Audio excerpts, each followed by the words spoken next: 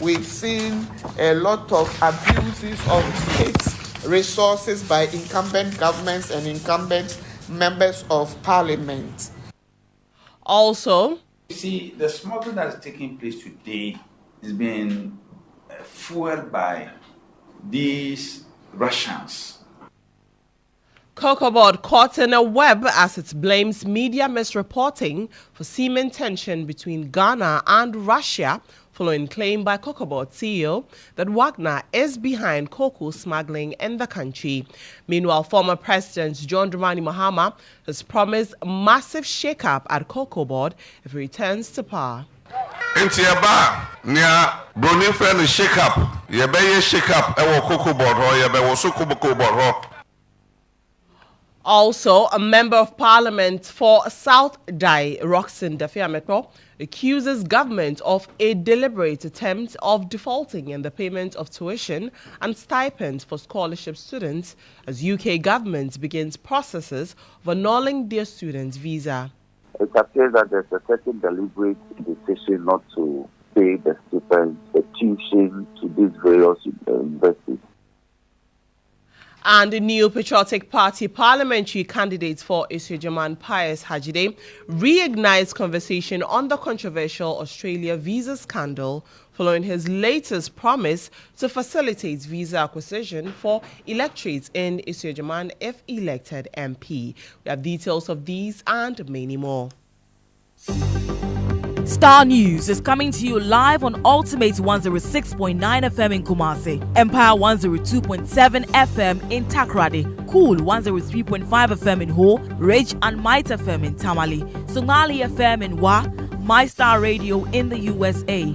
Also live on Facebook on Starr 103.5 FM and on starfm.com.gh around the world. This is Starr 103.5 FM. Thanks for choosing Star Midday News. Some civil society organizations have deployed a tool to curb the abuse of state resources and vote buying for the December 7 general elections.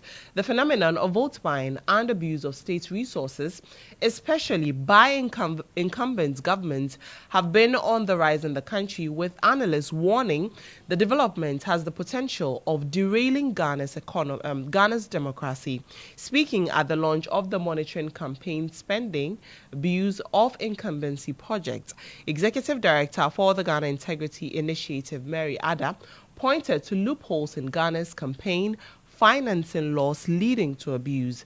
Mrs. Ada disclosed the project will expose such practices with the aim of ensuring reforms. We've seen vote buying increase. We've seen a lot of abuses of state resources by incumbent governments and incumbent members of parliament. So in response to these challenges, the Ghana Integrity Initiative Consortium is put together the project, and it's intended to monitor campaign spending, track the abuse of incumbency, and document instances of vote buying during the 2024 presidential and parliamentary elections. My colleague who would be making a presentation on the project would provide more of the specifics as we go along. We also have Professor Giorgio Fosu online from the London School of Economics, who is supporting us with the technicalities around the campaign financing, with the modeling, and also with ensuring that we have data quality that would not be contradicted whatsoever. So on this note, we are particularly happy that you came. We know you would report, and we are assured that this would go out there, that the people of Ghana should be aware that the Ghana Integrity Initiative and its partners, the CDD and GACC, are out there monitoring in over 100 constituencies to capture instances of abuse of state resources, abuse of vote buying, and also instances of campaign finance violations. Let's engage my colleague Ibrahim Alassan, who was at this presser, for more on this. Ibrahim, how is this monitoring going to be done? Ibrahim? Well, my colleague Ibrahim Alassan was at the presser earlier, which was organized by some civil society organizations who intend to deploy a tool to curb the abuse of state resources and vote buying for the December general elections. The executive director for Ghana Integrity Initiative, Mary Ada, spoke earlier.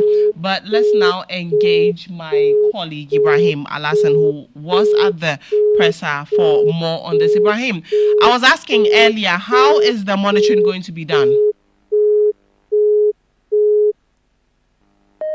We seem to have lost my colleague Ibrahim Al Hassan, but we'll bring you more on that subsequently.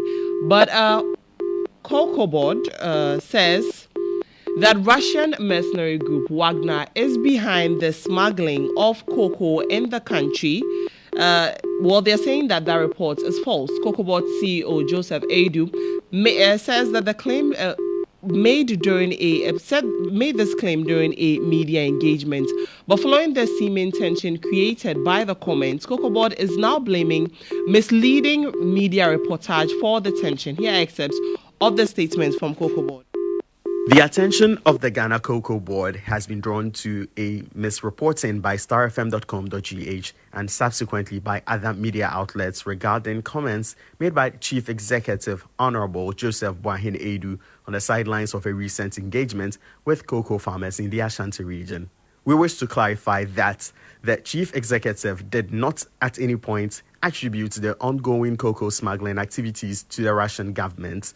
Rather, he expressed worry about miscreants in Ghana smuggling cocoa to certain foreign individuals, including Russians who are based in neighboring countries. This clarification is crucial, as the misrepresenting has the potential to create unnecessary diplomatic tension, which is uncalled for.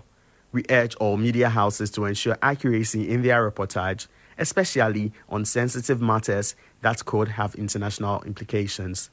But have a listen to what exactly the Cocoa Board CEO said. You see, the smuggling that is taking place today is being fueled by these Russians who are they are not even, they can't stay in Cote d'Ivoire, but we have some in Burkina, some are in Guinea-Bissau and Liberia, and then we have some in Togo, and then Benin. So recently we did some checks, West African data, that is a survey, and it turned out that whereas Ghana and Cote d'Ivoire production is going down, Burkina Faso production is going up. Cocoa. Togo is going up. Benin is going up. Western Nigeria is going up. Now, Guinea-Bissau is going up, and then Liberia. We are in the same environment. We are all affected by the same El Nino. But whereas Ghana and Cote d'Ivoire, the production trend is going up. All these other countries, their production is going up. It tells you that something is happening in all these countries. And that's smuggling. And the smuggling is from Ghana, from Cote d'Ivoire to these countries. Now, the first time I mentioned this thing, the Russian embassy in Accra wrote to our foreign ministry that I was misquoted actually. Well, I said we have national miscreants and national, economic wreckers who are smuggling the cocoa to these Russians. Well, the Russians cannot go to the European market. So they've come here to buy the cocoa. And they can also come to Ghana. They cannot go to Cote d'Ivoire. But they feel comfortable. But we have the word is it Wedna? They are in Burkina, they are in Niger. Niger is also exporting cocoa. Niger. If they are exporting cocoa, it means that it is your cocoa that is going there. Well, still on Cocoa Board, flag bearer of the National Democratic Congress, the NDC, John Dramani Mahama, has declared his intention to initiate a major shakeup at Ghana Cocoa Board when he takes office as president of Ghana in January 2025. Speaking during a community engagement at Kunya in Doma West as part of his campaign tour of the Bono region, the former president criticized the Ghana government's handling of the cocoa industry and attributed the decline in production and the suspension of cocoa road contracts, particularly in cocoa growing areas, to mismanagement. abra yefi aban mu yeti koko ewo Ghana hankwa 967,000 metric tons eka kakra me hit 1 million tons and then so there 440,000 tons per any etimi enya na sika aban ede omaje sika ni bi a echese koko no omfa nkoye nti omakosre omodeka no se koko na anke wo se omodeko afi omo emre se ne be ya afi ebe ansa na omode sa koko na ko nti echese ndc aban ebebe mu no eka eda hodada echese ewosi epe be 300,000 metric tons of cocoa edeko ekotwa saka no na yenim se ndc ye o mema ne ma on betimi esiesie nyoma amagana asanfa ne ntoma pefra enti eba nia broni friend shake up ye be ye shake up ewo cocoa board ho ye be wo so cocoa board ho na omo ahwe amagana cocoa a Gordon Gaggisberg munyina e free Queen Elizabeth British amambo emreso eba President Nkrumah ye presidency na I chese cocoa ekuta economy no omo ahwe so amasa edwuma na egu no na e wose omo pe omo baby kotena. The Member of Parliament for South Dai, Roxanne Dapiamekro, has accused government of a deliberate attempt to default in the payment of tuition and stipends to scholarship students. His comments comes on the back of a decision by the UK government to annul the student visa of these students. The affected students also risk deportation by November 9 if the issues are not resolved. Mr. Dapiamekro spoke on Morning Star. It appears that there's a certain deliberate decision not to pay the stipends out of which they are supposed to maintain themselves and also pay for the tuition to these various universities. So UK has taken what we call the final step to cancel the studentship of all these applicants. And in a letter dated 10 September, which was, I think, 2 days ago, if I recall. Today's date will be 11. So in a letter dated yesterday, because two of my constituents who happen to be among the students, one sent me his letter. He got the letter yesterday. So if you realize, the one I tweeted, I had to blot out his name. I had to blot out his name before I tweeted it. The studentship has been cancelled and it's been given up to the 9th of November to depart the shores of the United Kingdom. So the students have been thrown into a state of panic, and even those who have relatives, they cannot afford, because some of the fees are as much as 10,000, and yet these were people that the government guaranteed, to. So we have in excess of over 500 students whose postgraduate studies have been thrown into jeopardy. Well, the MP also suggested that government refrains from sponsoring courses that can be offered in the country. I think we should, as a people, agree that programs that are now being offered by our tertiary institutions in Ghana ought not to be sponsored abroad. Because, for instance, if somebody is going to pursue a PhD in engineering, and Kwame Nkrumah University of Science and Technology offers a PhD in engineering, why would we do that? Unless, of course, the specialization in that engineering doctoral program is not offered here. But you see, people are granted scholarships to go and pursue MA in human resource, MA in journalism, LLM. LLM is in abundance. It's now being offered in about 18 different specializations by the University of Ghana. So, if we are not capable of continuing with the policy, we should, as a people, say so.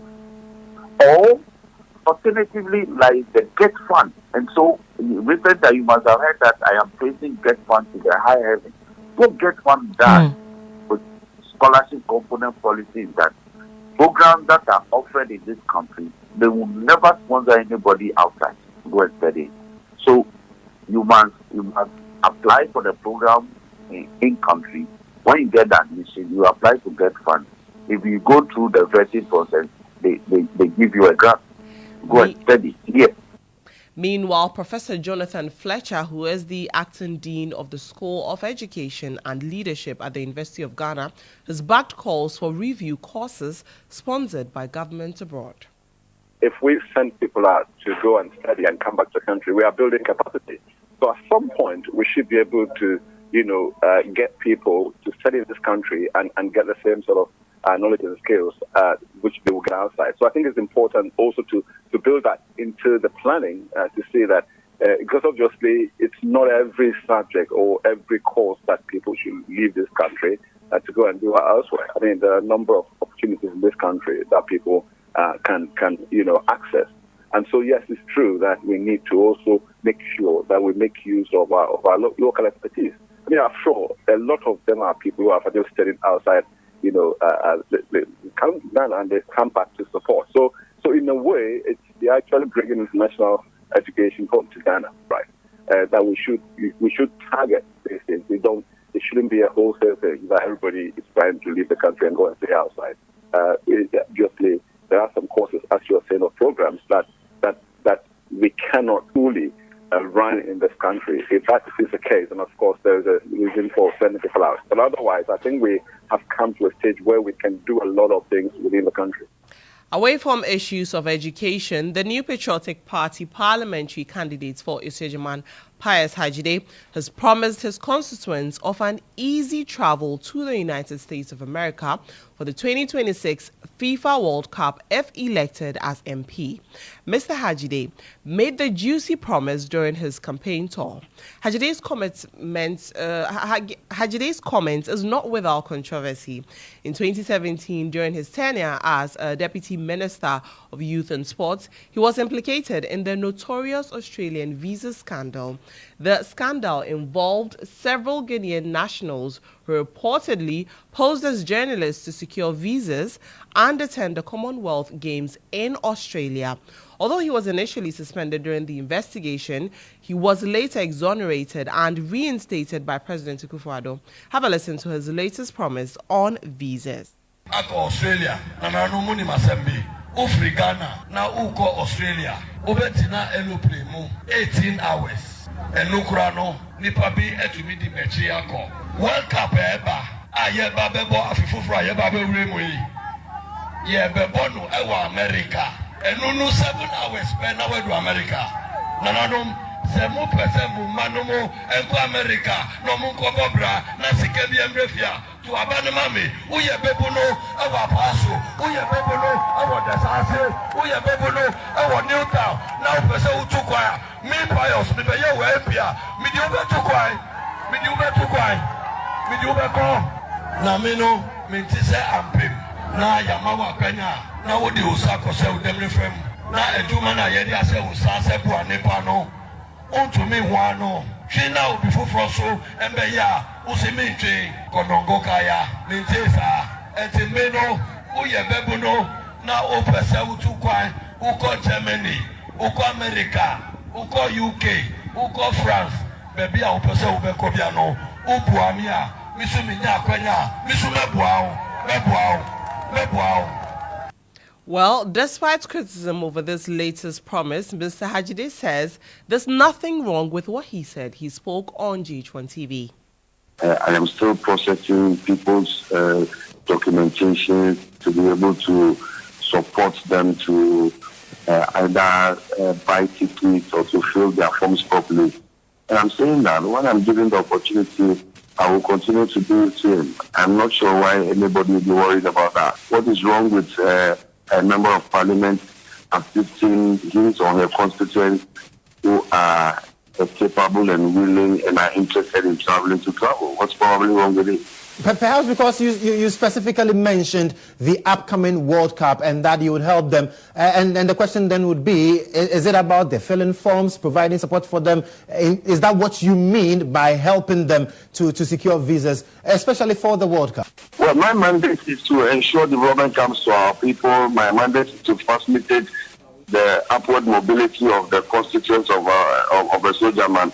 And for those of them who are interested in traveling to either watch the match, those of them who are interested to travel to work, because like I said, they have the skills, they have the intentions to travel, they have the interest in traveling. And it's a global village. So in the camp of the NPP, the decision by some NPP parliamentary aspirants to go independent after losing their primaries has set tongues wagging and left many political watchers wondering the fate of the party in the upcoming general elections. Cynthia Morrison of Agona West and the Central Region and Kujo Asante of Suhum have declared their intentions to go independent.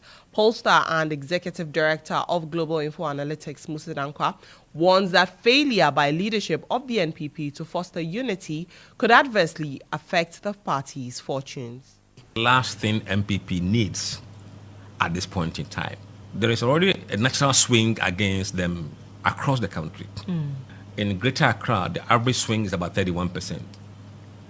In the Western, around 30%. I think Eastern is not huge, it's about 7%. Ashanti is about maybe 5%. And Central, about 25%. He believes the Agona West and Suhum constituency seats are likely to be flipped to the opposition NDC. If you look at how Cynthia Morrison won her race and where the race is now, I mean, if she goes independent, I can bet my last penny that MPP will lose the seats. So the recent poll there shows that it could be messy. And if the incumbent pulls the numbers up a bit, I think they could give the seat to NDC if care is not taken. In some other stories, President for the Ghana Catholic Bishop Conference, Most Reverend Matthew Kwesi Jemfi, has called for a temporal ban on small-scale mining to enable the country recover from the consequences of the menace. He addressed the media a while ago. To ensure the recovery of the environment, to recommend strongly a temporary moratorium on licensed community mining activities now. For whether legal galamsey or illegal galamsey, the effects are the same. And both, at least, must be halted for us to find proper ways before we can start. And this moratorium, if the government or those in authority really love Ghanaians, we are at a critical stage. And if they really love us, then it must be today and not tomorrow. If they really have us at heart. Now, while mining remains an important part of Ghana's economy, we don't deny that. We can't do without. Let's do sports now with Jones Haji. Hello, Jones. All right. Good afternoon. And this afternoon, well, we have news from the Baba Yara Sports Stadium because the Confederation of African Football CAF has in a letter sent to the GFA rejected the Baba Yara Sports Stadium for Ghana's 2025 AFCON qualifier against Sudan in October. Now, CAF's withdrawal of its approval of the Baba Yara Sports Stadium comes because of technical infractions, including an unsuitable playing field. The decision was made after observations made by CAF during the recent African Cup of Nations qualifying match between Ghana and Angola. Based on these observations, it was determined that the stadium did not meet the required standards for hosting Category 3 international matches. So CAF has given Ghana the option to select an alternative venue. All right, now let's move to former Black Stars captain Asamoah Gyan. So former team captain Asamoah Gyan has announced that he's no longer affiliated to the NPP or any political party. In a statement released on his social media handles, the former captain says he has not been fair to the youth. And some few months back, Gyan, who was part of the NPP Sports Manifesto team, was visibly seen campaigning for the NPP. Now, here are excerpts of his release. It says that I have not been fair to the youth and the people of Ghana. Henceforth, I am not affiliated to any political party. I will continue with my humanitarian work and help the youth of Ghana in my own small way. Nothing political. I wish all the political parties a peaceful election on the 7th December. God bless our homeland, Ghana. He continues to say that this is not about politics. I am fully independent from political influence. This is about our children, our communities, and our continents. And the final one says, football has taken me to the world's biggest stages, but it's the values I learned here, resilience, discipline, and unity that has made me who I am today. And then finally, former Tottenham and Chelsea boss Mauricio Pochettino has been appointed as head coach of the USA's men's national team. Now, the 52-year-old who left the Chelsea side by mutual consent at the end of last season will lead USA into their home World Cup in 2026 when the tournament will be played across the States, Canada, and Mexico. Let's get to listen to the coach speaking after his appointment. Hi everyone, it is Mauricio Pochettino. I am so excited to become the new head coach US men's national team. Massive opportunity ahead. Wish all the best for the boys tonight on Cincinnati. See you soon. All right, that'll be all for sports. My name is Jones Aji. Thank you for those sports updates, Jones. Now, the year-on-year rate of change in prices of goods and services in the country has declined for the fifth straight month, falling from 20.9% in July to 20.4% in August 2024. This, according to the Ghana Fiscal Service, was accompanied by a 0.7% reduction in prices of goods and services in the country for the month of August. Addressing the media, government statistician Professor Samuel Kobnenim further disclosed prices of food items in the month of August fell by an average of 2.2% across the country, the highest deflation of food prices recorded since September 2016. Among food items, fruits and nuts contributed to most of the deflation of food prices, falling by 5.7% year-on-year and 29.4% in the month of August. Milk and dairy products and oil and fats also recorded significant price reductions, falling by 15.3% and 8.1% respectively in the month of August. We recorded a 6.1 percentage point difference between inflation on locally produced items and inflation on imported items, with inflation on locally produced items 22.2% and inflation on imported items 16.1%. We see a marginal increase in inflation on imported items from 15.6% to 16.1%, a 0.5 percentage upward difference, while we see a decline for inflation on locally produced items, declining from 23.3% to 22.2%, indicating a 1.1 percentage point decline for inflation on locally produced items. On a month-on-month basis, we have recorded a much more significant drop in month-on-month food inflation, dropping to negative 0.7% for the month of August 2024. Well, it's another new term and parents are out of various stationery shops to get items for their children. However, many have expressed shock at the rise in the prices of these items on the market. My colleagues Tiwa Ejing and Elsie Daji have more in the following reports. Eunice is a mother of 3 and she is here at the Rawlings Park to get some school supplies for her children. She is, however, unhappy about a 30% hike in the cost of the items. Yatum chain last year. Last year, last year, yes, and this year. Last year, no notebook, no. Park, the media say, me used to know 3 money used to go school, no. Now last year, 70 cedis pack, but this year, buy 100 cedis. For Kweku, his anger stems from the fact that the hike in prices of school is not coming with an increase in his salary. Media affect me because pay a major no ana major. Yamva binka who ba niama board no akwa na ekoso books in the tono 100 cedis now is 150. You do your percentage e dey ato so na the same pay auto these books now. Habibia. What really is the cause of this hike in prices? Traders here at the Rawlings Park explain that the cost of importing their goods has gone up. This year, I'm twice because of the dollar. I make paper eating. I mean, mostly I'm a preacher in China. No, come preacher. I buy GA. I make tax said if I tell them I can't go fan or a course on me. Two bags and a coffin and yes, almost $1 in our costro. Into parents for no so ya de ba ha mu baby sa mu se ne boy yedin. Enti agi ni obi nyame aka na akoma o peso to no beto bia ma. By majority na baby sa mu nto mu ja hoko. The prices may be high, but the parents have no other option than to buy them for their children. They, however, want the government to consider reducing taxes on the importation of such items. Well, you heard a report. That report was by Star News' and GH1 TV's interns, Tiwa Ajing and LC Daji.